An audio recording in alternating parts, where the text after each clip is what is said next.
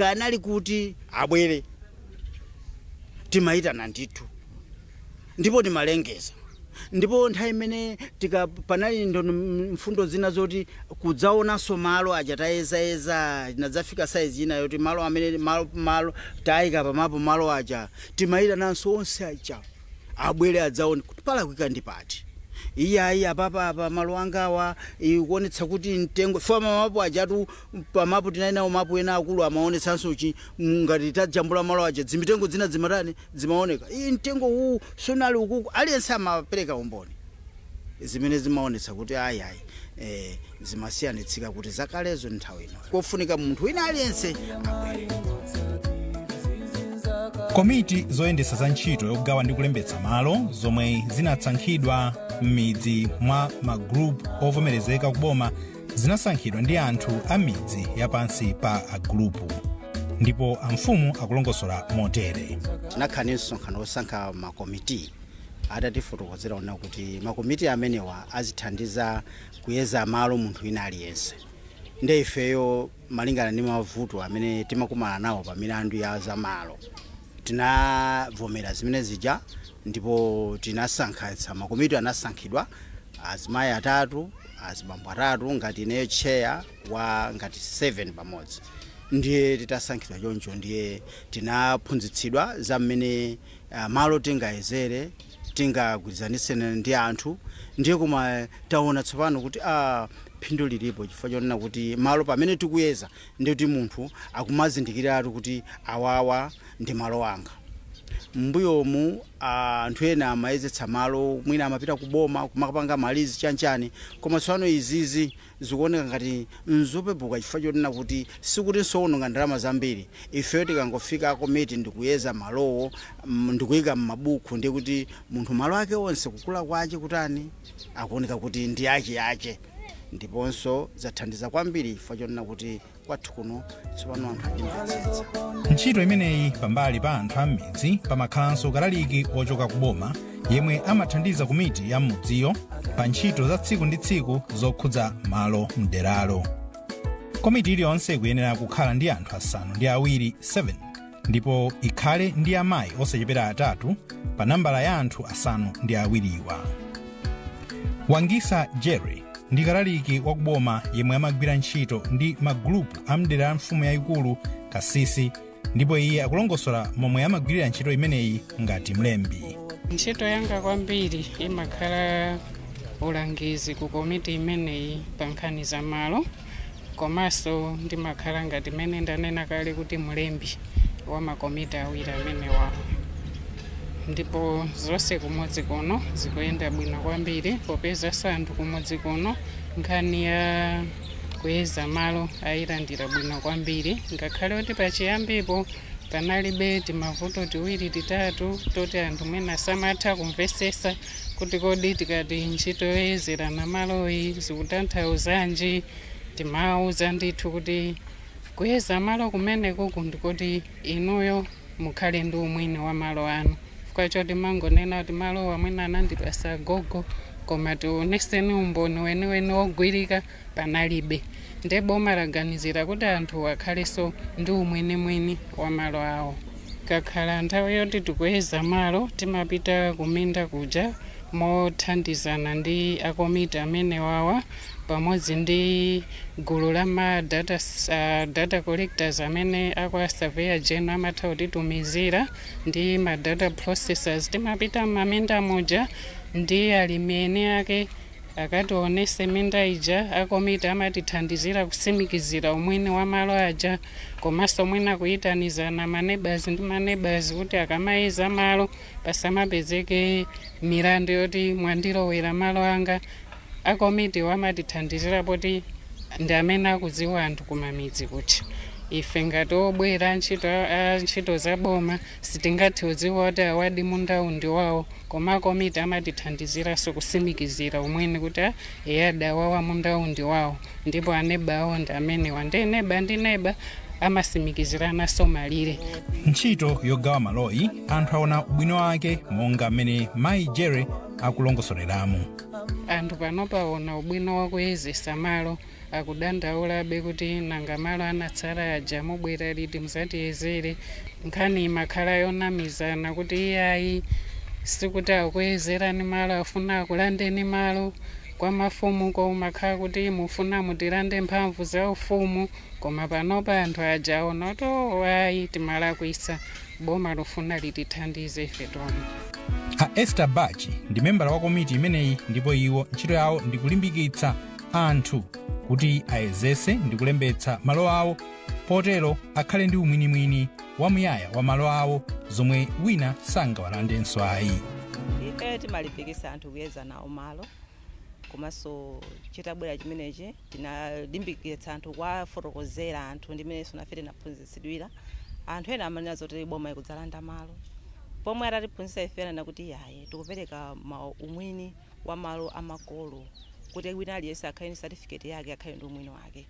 Ndife tinachilandira kuti ayizidi ndizona mbuyo muzimachitika zokuti anthu timangolanda na malo, olo mafumu amene amangopeza pena pake mwina munthu alephera kumanga chifukwa choti ndalama alibe, mafumu amangopita amene pokatenga kumpatsa munthu wa ndalama uja.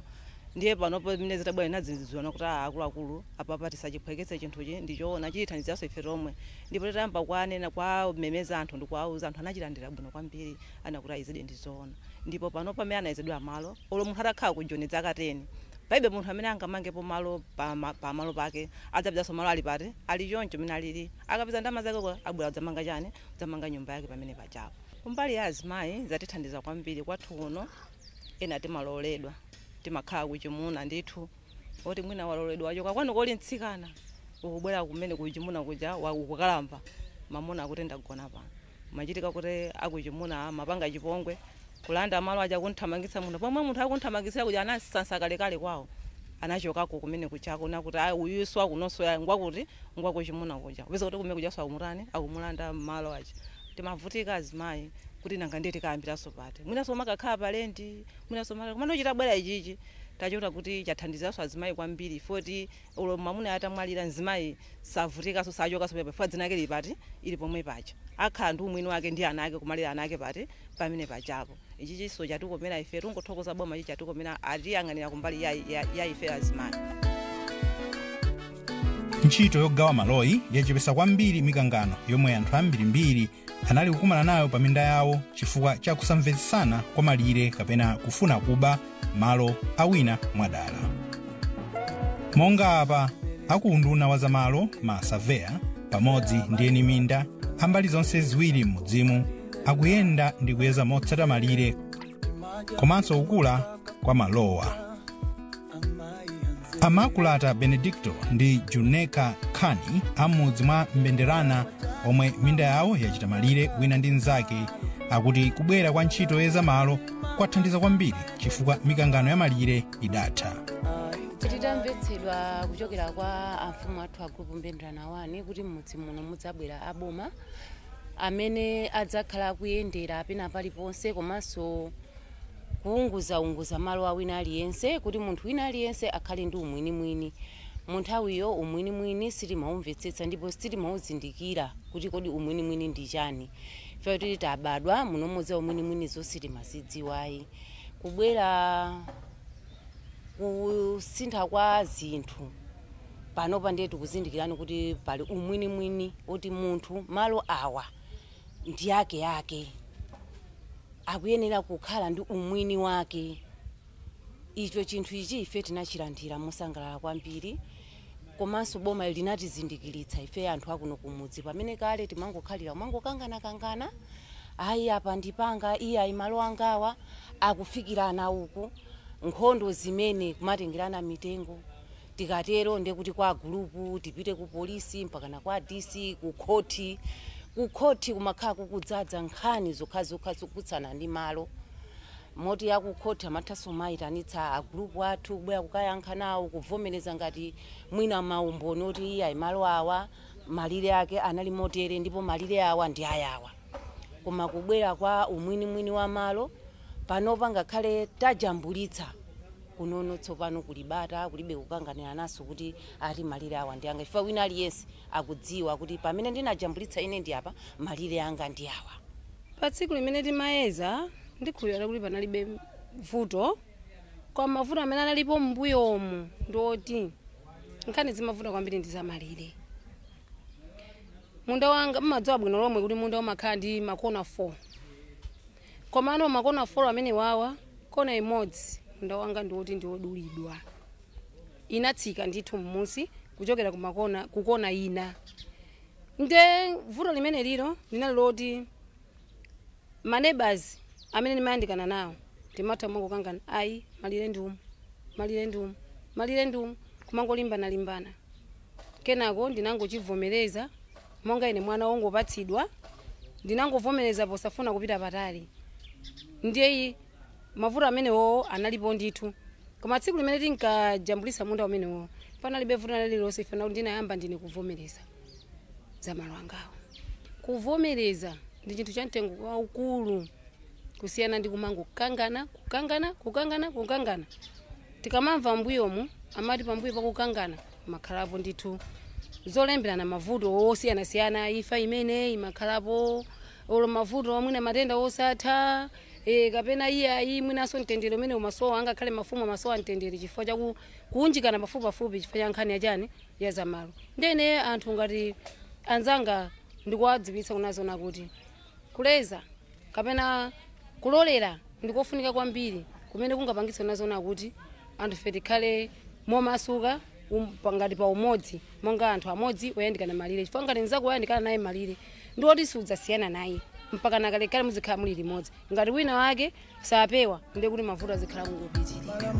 Iwo akuti chachikulu ndi kumvetsetsana pa nthawi yoyeza malirewo basi. Pophera mphongo pa ndondomekoyi a Dave Chilongo mlembi wamkulu mu nduna wa zamalo akufotokoza motere. Malamulo amenewa adapitanso kokambirana ma-consultation osiyanasiyana ndi mafumu ndi mabungwe kufikira adakalowaso m'parliament mu 2016.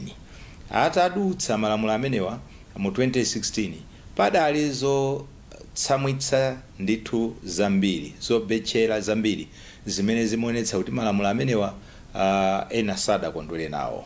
Mwachitsanzo mafumu ena amaona ngati mphamvu yawo yachotsedwa komanso kuti samalankhula kwambiri zamene malo amene ndi a freehold angagwiritsidwire ntchito komanso kuti malo ambiri amapita kwa anthu obwera.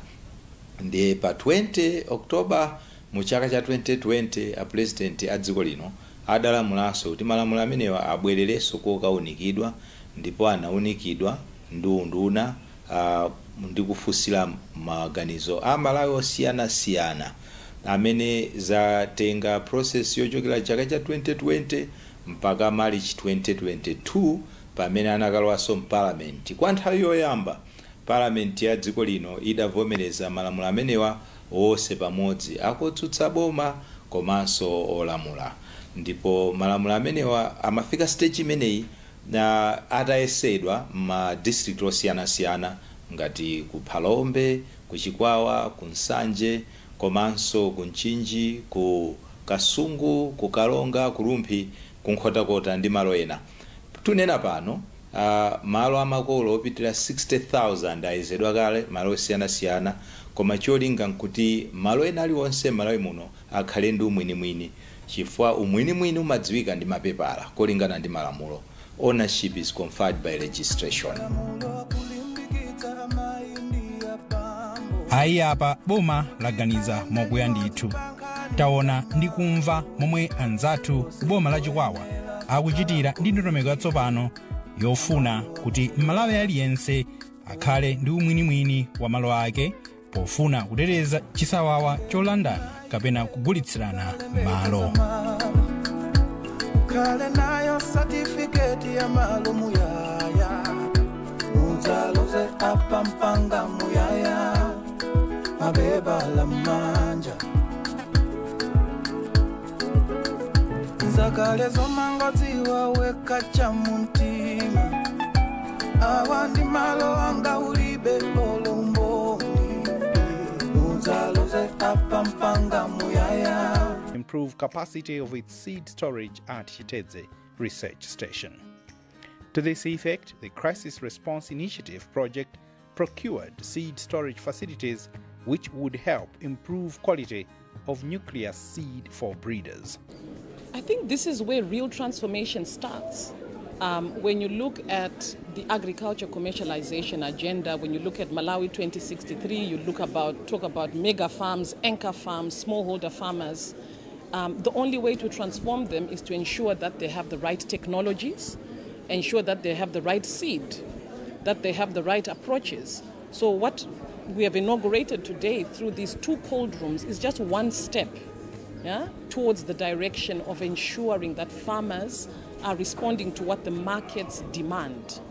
If they can produce the right quality varieties, drought tolerant, if the market is demanding a special type of tomato, if the market is demanding a special type of bean, then we need the research institutions to pilot those varieties, ensure that they are adapted to the local context.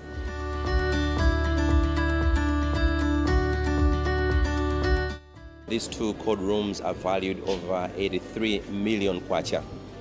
The 2 cold rooms have come at a time when the Ministry of Agriculture, through our Department of Research, has been struggling to continuously maintain the old cold rooms that we had here at Chitedze.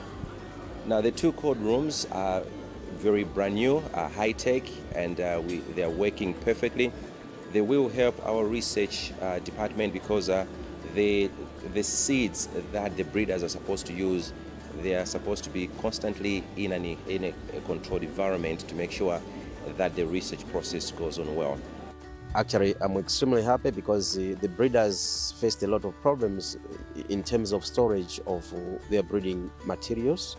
As such, we feel this is a big relief to the department because now we'll be able to keep our breeding materials for so long as this machine is still functioning.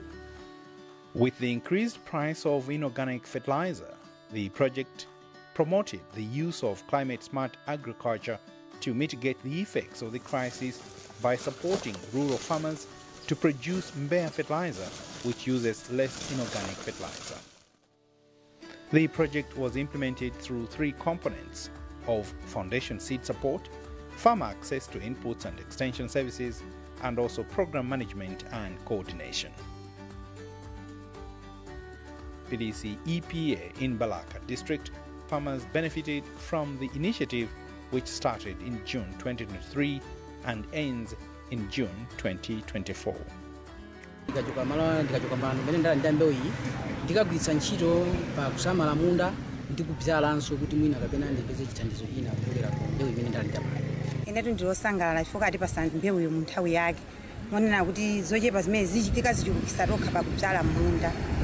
Ndi wachimwemwe kopambana teku anthu fete magulu ena alandira fetereza amene ali aku skimu, ena alandira nteza, mbewu ya nteza, ife tikulandira soya lero tilandira 30 kg ife ya soya anteza so 30 kg a fetereza alandira fetereza yese wa urea ndi wa NPK ndi mbewu ya 10 kg.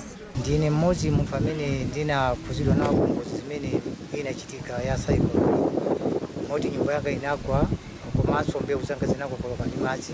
Choncho siku la lero ine ndikusangalala kwambiri polandira chithandizo chimenechi kuti chikathandiza banja langa pamodzi ndi ana komanso ndi achibale apo dera limene tosamete kulandira katundu amene.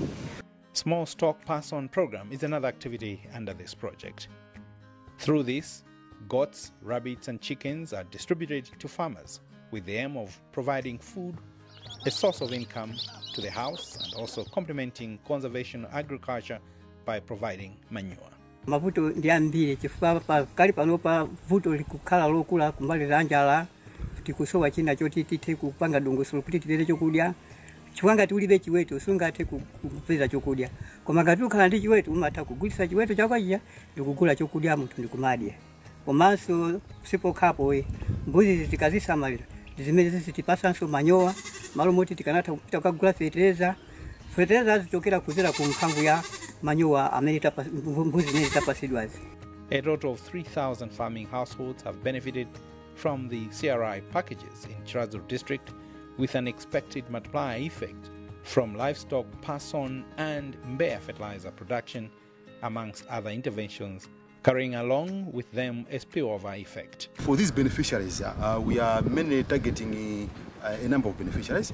Like for fertilizer, we have almost 1,200 households who are going to receive the basal dressing, that's the NPK, 50 kg bag, urea, 50 kg bag, and improve the seed varieties of the hybrid maize. So we are okay because of the inputs we have received. Because we have received the maize, we have received the fertilizers. Now it's just to go further out on the ground to implement the program. Rose Yakobe from Paso Village, Mpesa section, Tumbwe EPA Chiradzulu district, is one of the beneficiaries of Crisis Response Initiative project. She received 5 goats on pass-on program after she was affected by Cyclone Freddy. Ziweto zathu zonse zinaonongeka, moti katundu wina anaonongeka. Ziweto zimene zifetu kusangala kwambiri, mene mukuoneramu, kwina kunikoti mavuto amene angakhalepo kandi kusukulu ana fizi, tikakulisa tizalipirana, tiziona mavuto amene ali pakhomo, koma tikuyamika chifukwa choti nthaka inakokoloka, manyowa tizibwezeresanso nthaka munda kwathu.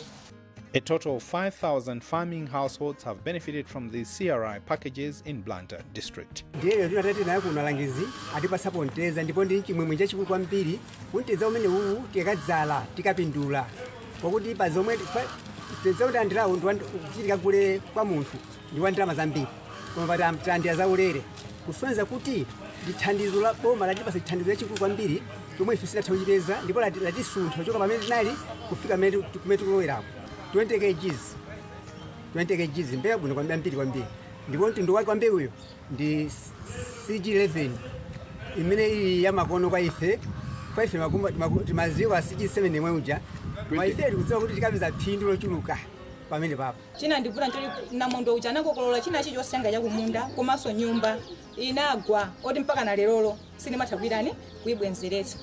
Agogo so amene makhala nawo anavulalanso mundimo mmene momwe ndananona kuti ine nali wesi anandifikira kwambiri na mundu ameneyi. Phindu limene ndikupeza ndi manyowa amene ndikumatha kukathira kumunda kaya kudimba la masamba. Nkhuku zoti ndizipeza mu nyama kuti panopo sinayambe kudya nkhuku zopika kuti ziswanikaye komanso zinazamba uswa ndithu maziranso komanso ndikagulisa nkhuku zimene zipatsogolopa ndeti ndipezamo ndrama zimene ndikwanise kulipirana school fees komanso mwina zofunika za watsiku ndi tsiku zapakhomo ndithu phindu lilipo. Chikumbuso Chirwa of Poya Village, Chipande EPA is a proud beneficiary of SAP CRI. The maize field was silted. Fertilizer ameneyo tidagawana alimi ochulukirapo amene tidapatsidwa gawo limeneli kupatsidwa fertilizer imene adalandira matumba awiri aliyense olemera 50 kgs urea ndi NPK komanso mbewu imene inalinso olemera 10 kgs. Ine chimunga yanga amene natishafireza amene ndiyona bwino kwambiri zedi oti ndiwola sonse timasewera ndikusiyana kwambiri chifukwa yayatha ndagula fertilizer koma ndi mmene chaka chino mmene zilili newozi kusiyana kwambiri oti chaka chino ndikulola ndifikitsa stage imene alangiza atha mafotokoza kuti tikula matumba 80 payekala amakwana ndeniona kuti chaka chinochi